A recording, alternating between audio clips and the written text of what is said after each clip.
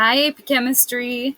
We have been talking about intermolecular forces. One of the big things we talked about in yesterday's video was hydrogen bonding.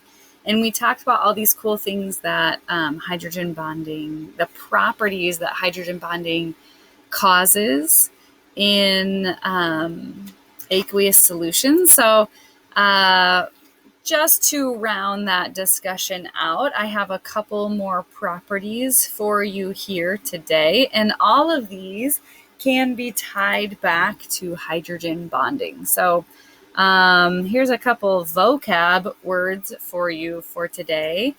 First of all, surface tension. So surface tension you can see in this diagram right here. Normally, water is going to have these very directional forces to other water molecules, right? That would be the dipole-dipole forces or the hydrogen bonding forces in between water molecules. Well, when those water molecules are sitting at the top, look what happens to them. They only have directional forces out to the side and then all the way through the bottom. And so because there's no water molecules on top of the water molecules that are sitting at the surface, they really don't have any directional forces going up into anything. And so all of those directional forces that should be pointing up actually get pointed to the side. And they cause this like super strong intermolecular force that happens right along the surface of the water in between all the molecules that are sitting at the surface. So it's almost like if we look at this diagram up here, that these arrows right here along the side get super strong. They kind of absorb all the other directional forces that should be going up above, and they concentrate it out to the side. And then fascinating things happen for the rest of us, like these little bugs. These little bugs are not floating on water. They're actually standing on top of those directional forces that are happening along that surface of the water. They're standing on top of the surface tension.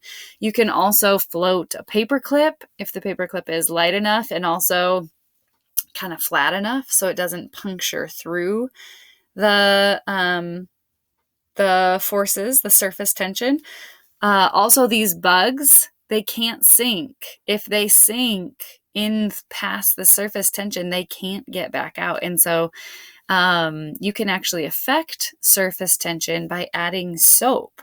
And so any type of detergent or soap would be really detrimental to the ecosystems that this bug is a part of, because anything that breaks that surface tension is going to cause this bug to sink. And like we said, the bug is not floating. So if the bug sinks, it can't get back out of that water. So surface tension is really cool. If you look up surface tension online, there's some fascinating videos that go along with people playing with surface tension or animals that use surface tension to stay on top of the water. Okay, another concept here is viscosity. You can see viscosity over here to the side. Viscosity just describes like the rate of flow. So the most viscous liquid in this diagram would be over here. Oh no, that would be the least viscous liquid would be the one that flows the most. The most viscous liquid is going to be the one that has the least amount of flow, which is over here on the right side. Excuse me. So like the fact that honey flows slowly, or if someone is being referred to as slow as molasses in January, it's a reference to viscosity.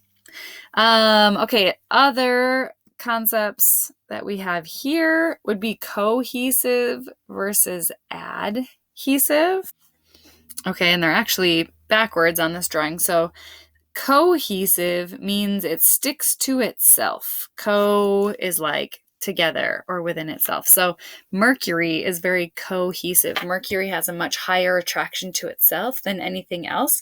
So when you look at mercury inside a glass tube, it's actually going to form this bubble in this direction because mercury is going to cling to itself and not to the glass tube. Also, It's really fun to see mercury on tabletops. This is not something that we do in schools anymore. Actually, my high school teacher did this. He poured mercury out on the tabletop, and it was really cool to watch because the droplets of mercury actually form like a little marble, and they kind of bounce and roll like a marble would, even though it's like a pourable liquid because mercury has such high cohesion. Mercury is also toxic and gets absorbed through your skin, so probably not something we want to be doing in schools anymore. Water, on the other hand, is very adhesive.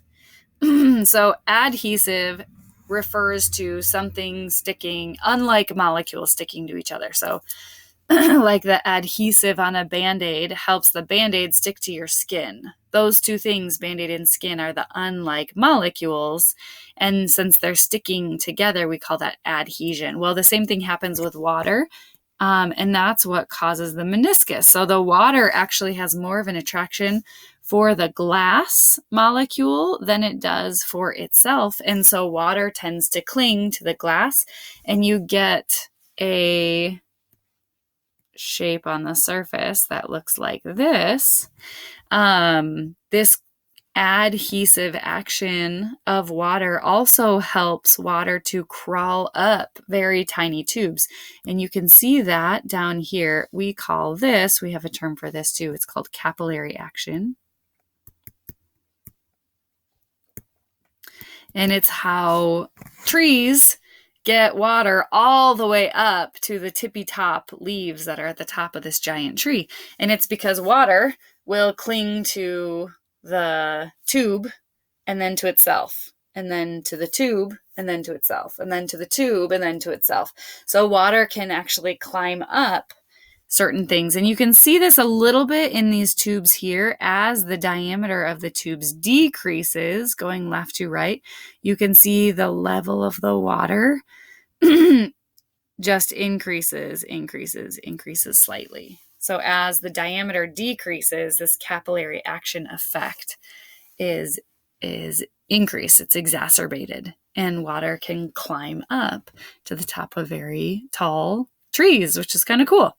So water comes with all kinds of cool properties, and these are some of them.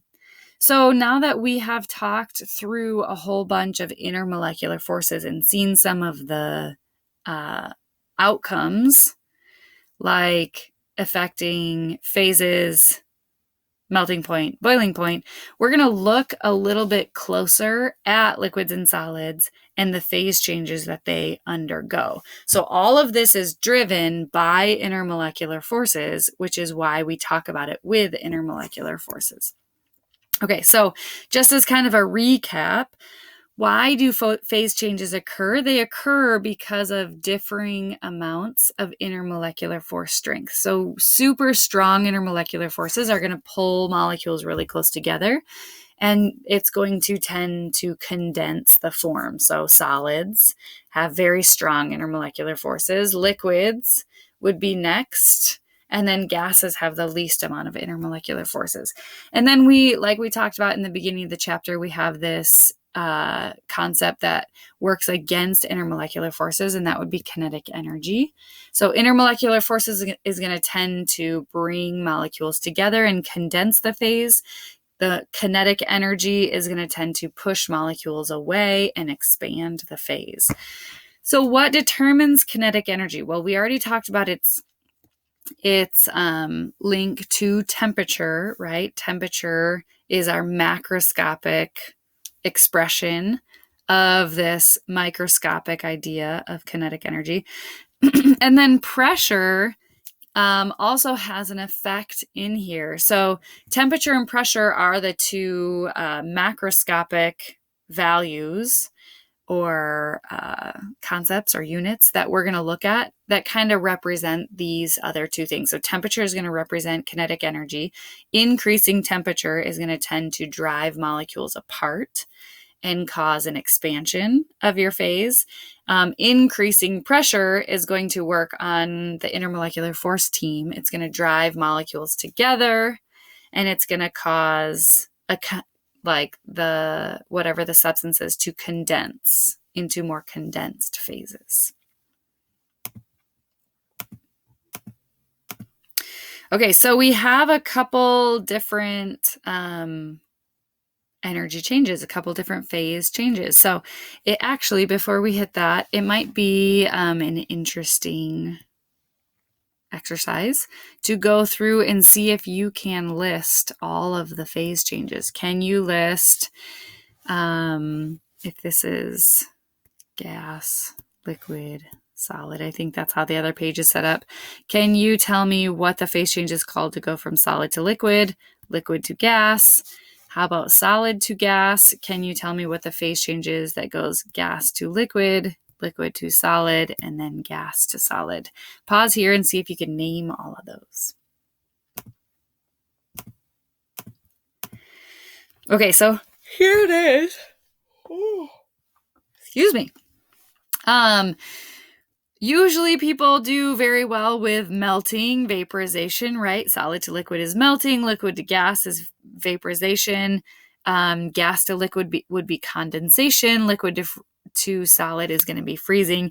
The deposition and the sublimation are the weird ones. So if you go straight from a gas to a solid, that's called deposition. If you go straight from a solid to a gas, that's called sublimation.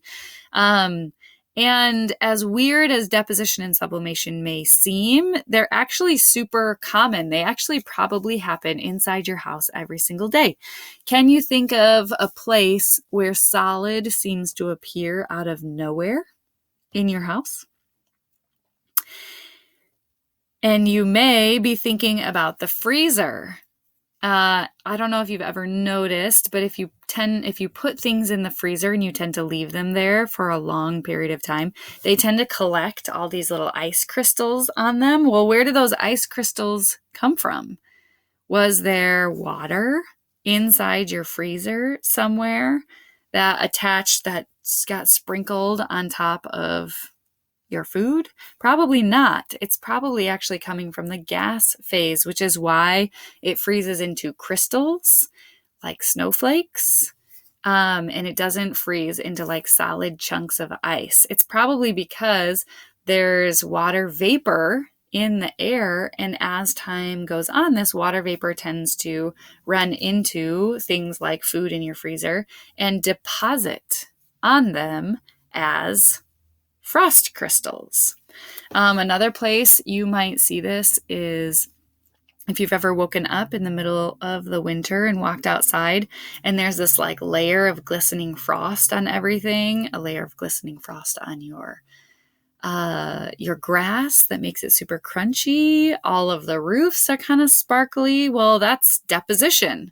The water vapor that's in the air has frozen onto these surfaces. It's gone straight from gas, so water vapor, to a solid or frost, which is a type of ice. Sublimation, same idea. Actually, this happens in your freezer as well. If you've ever noticed in your freezer, if you've ever put ice cubes, an ice cube tray in your freezer and left it there for months, the ice cubes shrink. They end up shrinking and they get super small and weird looking. So if you use ice on a regular basis, you probably don't notice this phenomenon happening because the ice actually has to sit in your freezer for a while. But what's happening here is the ice is actually sublimating. So you have solid ice, and that solid ice is turning into a gas phase. There's no point at which this solid melts, turns into a liquid, and then the liquid evaporates into the gas. It just goes straight to the gas phase. It's called sublimation. And it probably happens in your freezer if you let ice cubes sit there for long enough. So these are really common things that happen. Now, the other thing that we want to look at with these phase changes is the energy change that occurs. So I'm going to go back a slide real fast and kind of draw this over again, just like we had it. So we have a solid here, we have a liquid here, and we have a gas down here. All right, and then we have all these phase changes, right? Oh, I think it was actually reversed. I think the gas was on top and the solid was on the bottom. Okay, so solid to liquid, liquid to gas, solid straight to gas. All of these, so melting, vaporization, and then sublimation, Oh, I think I just reversed it from what was on the page before, so fair warning. Would these be endothermic processes or exothermic processes? So pause here and make a prediction. Now, as you're making your prediction, and before I tell you the answer, I want you to think through the definition of exothermic and endothermic processes again. Remember, an endothermic process is endo means into, and we're always looking from the point of the system. So if we're talking about water here, whether that's an ice cube or a cup of water or water vapor floating around in the atmosphere, right? Water is our system. So an endothermic process, energy would have to go into the water. Right? Endo means into our system. Our system is water. So endothermic is energy going into our water. Exothermic is the opposite, energy coming out of the water. So think through these processes. In order for something to melt, in order for something to vaporize, in order for something to sublimate, does energy have to go into the system, or does energy have to come out of the system? Does that water have to get warmer, or does that water have to get colder? Water has to get warmer, right? In order for melt, an ice cube is going to absorb energy and get warmer and then make the transition from the solid to a liquid. So that is an endothermic process. You have an increase in energy happening inside that system. Okay, and we can look at this the opposite way too. So what about condensation? What about freezing? What about deposition? Is that an endothermic or exothermic process? Is that energy going into the system or energy coming out of the system? Does the water have to get warmer in order for something to freeze, or does the water have to get colder in order for something to freeze? Water has to get colder, right? Energy has to leave the water in order for those water molecules to slow down and be able to, for that intermolecular force to lock those molecules in place like they are in ice. And so all of these processes, condensation, freezing, deposition, those are going to be exothermic processes. Now, it's a little bit confusing, right? If you think about your hand holding an ice cube and that ice cube melting, you don't think about the ice cube giving off energy, right? That ice cube is cold. It's making your hand cold. But that's exactly the point, right? That ice cube is taking energy out of your hand. Energy is leaving your hand, which is why it feels cold, and going into the ice cube. The water is absorbing energy. That is an endothermic process, which would be melting, the ice cube melting, right? So you got to think through this in terms of the definitions and make sure you kind of get this oriented correctly inside your brain. So here you can see on our little chart, and again, I flipped the two sides. I had melting, vaporization, and sublimation on the right side, so sorry about that. But you can see here we have our energy of the system on this side. Energy is going from low to high. Solids are going to tend to be low energy system, at least in terms of kinetic energy. Gases are going to tend to be high energy systems, at least in terms of kinetic energy. And you can see that melting, vaporization, and sublimation are going to be endothermic processes. They are gaining energy from your surroundings, which could be your hand, right? Freezing, condensation, and deposition are going to tend to be exothermic because they have to get rid of energy somehow in order for the phase change to occur. You can see this represented here in terms of enthalpy as well. Notice for sublimation, vaporization, and melting, the enthalpy is going to be greater than 0. Deposition, condensation, and freezing, the enthalpy change is going to be less than 0. So remember, a positive enthalpy change is going to be endothermic. The system is gaining energy. It's a positive energy change. Exothermic, where the energy leaves the system, is going to be a negative energy change. One other thing to note off of here is that sometimes melting has another name. So notice right here, it's called fusion. So you may see the enthalpy of melting, but what's more common to see is the enthalpy of fusion. So just be aware if you ever hear that term fusion in terms of physical changes, it's talking about melting. Okay, there's a note here at the bottom. We talked about this note earlier. We're going to talk about it again. I want to hold off and talk about this note once we see the graph, because I feel like it makes more sense when you're seeing this graphically. Okay, here's an example of sublimation. This is dry ice. This is carbon dioxide on this side. On this side. Carbon dioxide is famous for its sublimation process, right? When we have carbon dioxide, solid carbon dioxide, at STP, it's going to go straight into the gaseous form. You're not actually going to see the liquid form unless it's under pressure.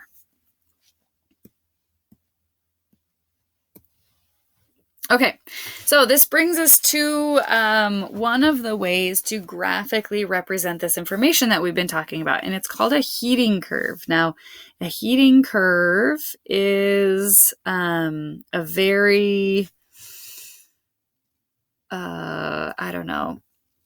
popular type of graph to see on the AP test. You're going to see a heating curve on the AP test. They will throw this at you at some point in time, whether it's in the multiple choice or whether it's on the free response. Basically, it's a really good summary of phase changes. It's just phase changes in the terms of temperature versus heat added. So heat added, notice that there's not units at the bottom here. There can be units in terms of joules or kilojoules, probably. Sometimes you'll see heat added in terms of time, if like 100 kilojoules of energy is added per second. Sometimes you'll see that bottom axis in terms of time. But basically, you can think about it as if you take a pot of water, and then you're going to throw that pot of water on the stove, right? As the pot of water sits on the stove, it's going to gain heat. And then the next minute, it'll gain a little more heat, and then a little more heat, and then a little more heat. So that's what's happening here, right? We have maybe 0 heat added. Probably not actually 0, but somewhere, some low amount. And then on this end, you'll have a lot more heat added, whatever that heat is. Okay. So those are the axes. And then a lot of times it won't be labeled. Okay. So for this one, for example, is water. Now let's take a look at this graph and see if we can figure out where the states are for the water. Where is this water solid? Where is it liquid? Where is it gas? This would be a good time to pause your video and see if you can label those 3 areas on this graph. And what we use as a hint for labeling those 3 areas is really the temperature, right? Notice we have a temperature of 0 degrees Celsius here. Under 0 degrees Celsius, what is water? It's ice. So this would be solid. And then above 100, what is water? It's going to boil off or evaporate off. So above 100 is going to be gas. And then in between is going to be a liquid. So notice we have 0.1 is probably going to be a solid. 0.3 is probably going to be where we have liquid. And then 0.5 is probably going to be where we have gas. Now notice that solid can be solid water at negative 20 degrees Celsius. It can be solid water at negative 10 degrees Celsius. You have options here. Same thing for the liquid. We can have liquid water at 20 degrees Celsius, liquid water at 60 degrees Celsius, liquid water at 90 degrees Celsius. We can have that liquid water at a bunch of temperature differences. Same thing with a gas.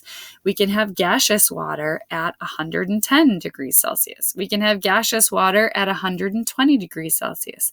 This actually is what makes steam so dangerous. Steam is much more dangerous than water is because steam can just gain energy, and you can get really hot steam. Water is never going to get super hot. Water is going to get to 100 degrees Celsius, which can burn you, but you're going to recover from that burn, right? And above 100 degrees Celsius, you're not going to have water anymore. You can't heat water above 100 degrees Celsius. Above 100 degrees Celsius, you're going to have a phase change and it's going to turn into steam or gas or vapor, right? But steam doesn't have those boundaries. You can just keep heating steam up. And actually, I can show you super hot steam, and you would be amazed what super hot water would actually do. So I'll show you that to you a little bit later. I want to return to this graph. We have a couple areas, notice 2 and 4, that we haven't circled. Notice I did not say that you have a solid at point 2 or 4.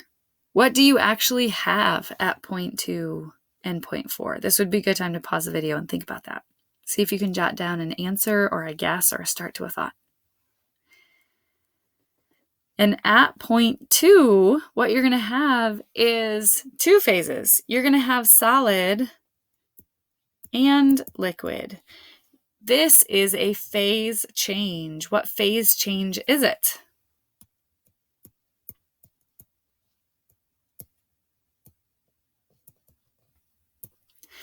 It's fusion, also known as melting, right?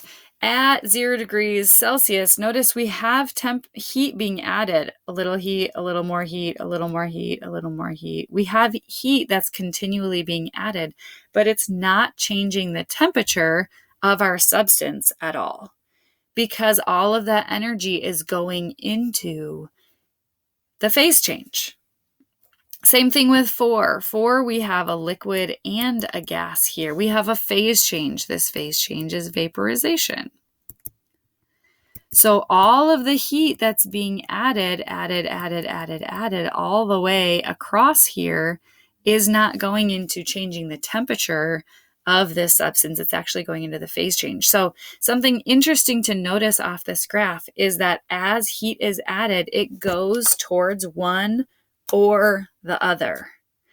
It either goes towards changing the temperature of your substance or it goes towards a phase change. It never does both at the same time. I mean, on your stove, it's probably going to do both at the same time because your pot of water is probably going to have pockets that are hotter and then pockets that are colder. But in a perfect scenario, in a lab scenario where we're continually stirring this and we have a uniform temperature, that heat is going to go towards either changing the temperature of your substance or a phase change. It doesn't go towards both at the same time. And so we see that on the graph. We see a temperature change, which is going to increase vertically. And then we have a phase change, which has no vertical change. It only has horizontal change, right?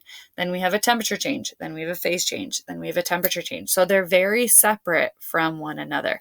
Another interesting thing that you might notice on this graph is 2 versus 4. Take a look at these lines. One is for fusion, the other is for vaporization, and tell me a difference you see between these two lines. And hopefully the difference that you saw is that 4 is longer than 2. Notice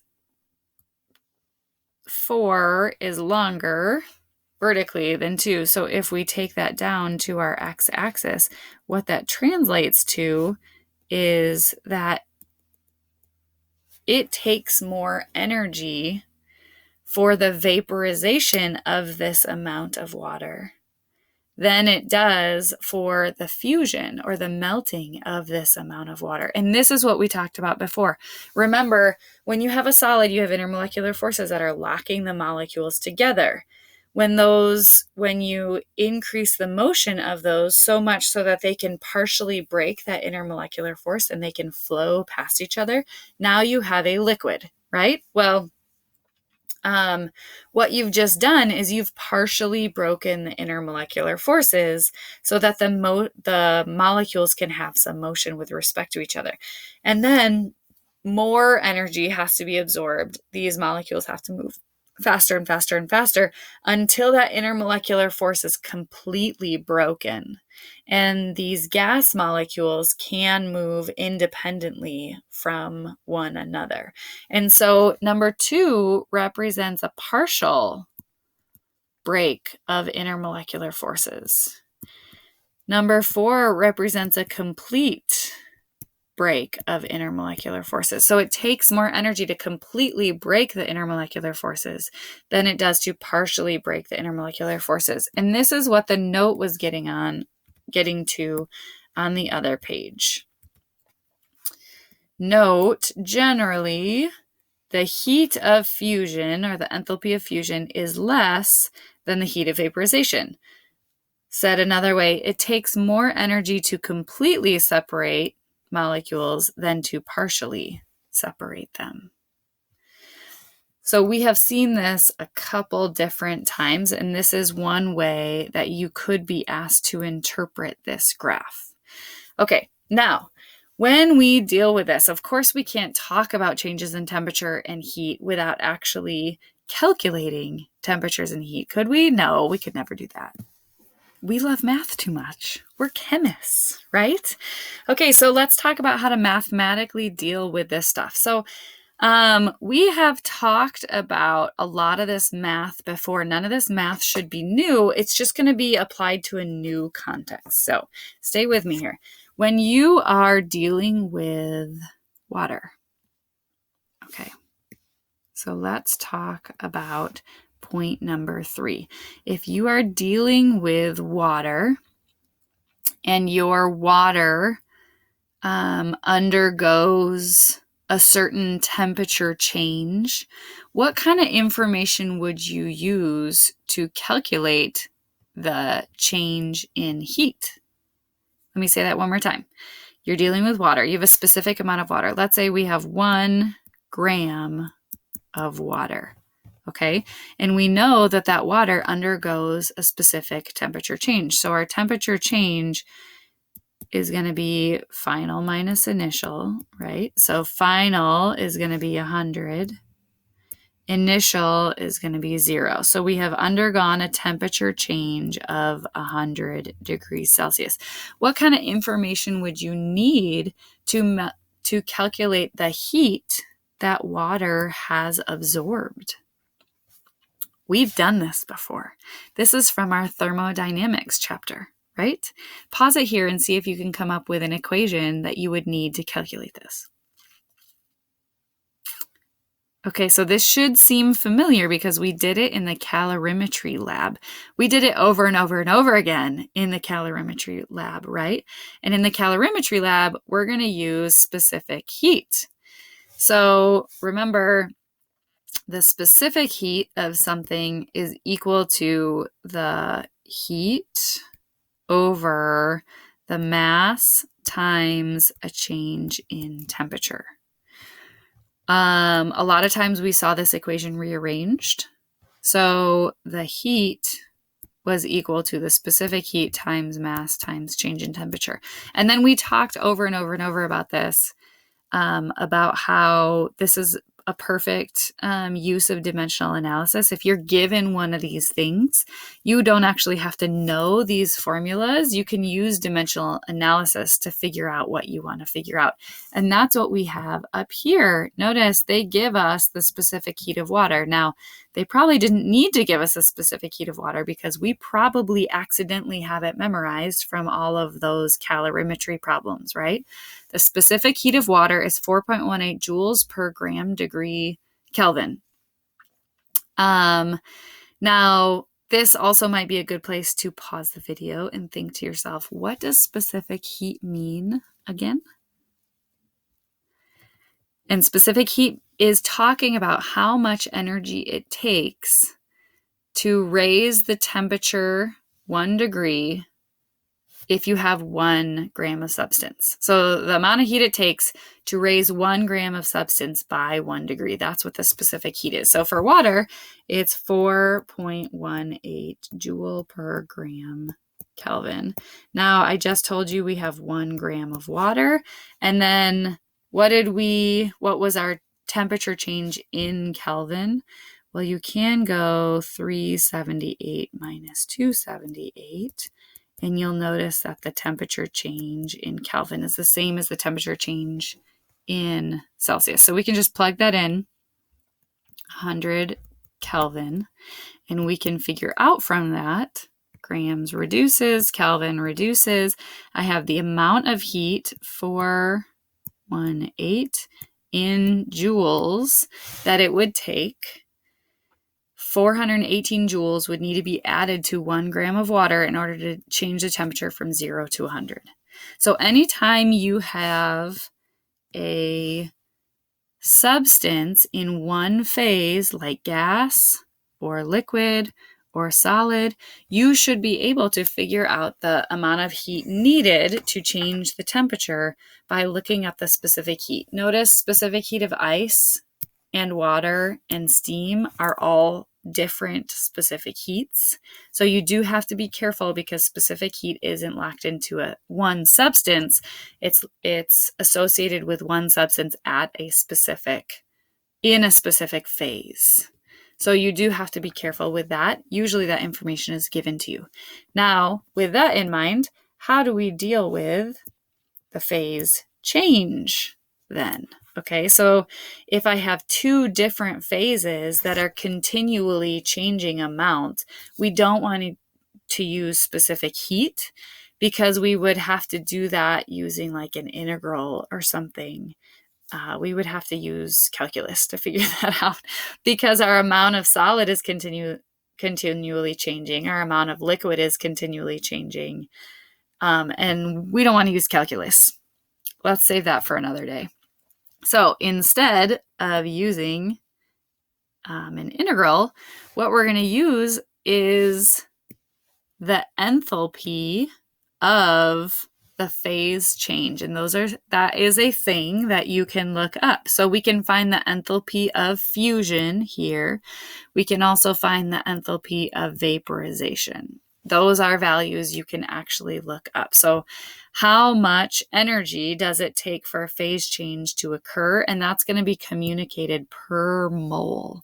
So for example, for fusion, down here, we want to know how much energy it's going to take to complete this phase change for 1 gram of water. Now, notice it's communicated per mole, so I can't use grams. I have to get out of grams and into moles. Let's see, in 1 mole weighs 18.01 grams. I can look that up off the periodic table. 1 divided by 18.01 is 0.05552471 moles of water. Okay, so I have that many moles of water, and I can calculate the amount of energy it'll take to undergo a complete phase change for that amount of water. So enthalpy of fusion, since we're dealing with fusion down here, 6.01 kilojoules per mole. I'm going to multiply by my amount in moles.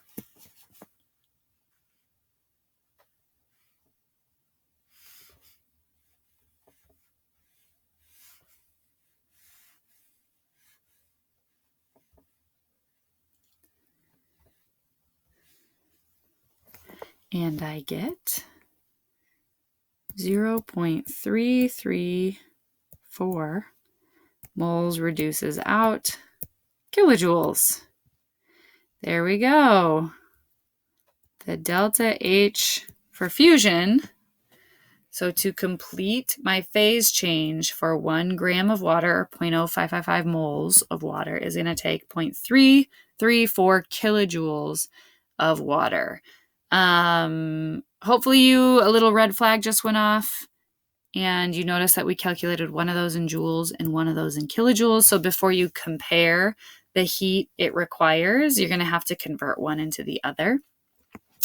Now, we're going to revisit this as a class and go through some of this as practice together for some of the other points on this graph. But you should be able to have information now in order to deal with both the phase changes as well as the points where you have just one phase present and that one phase is changing temperature.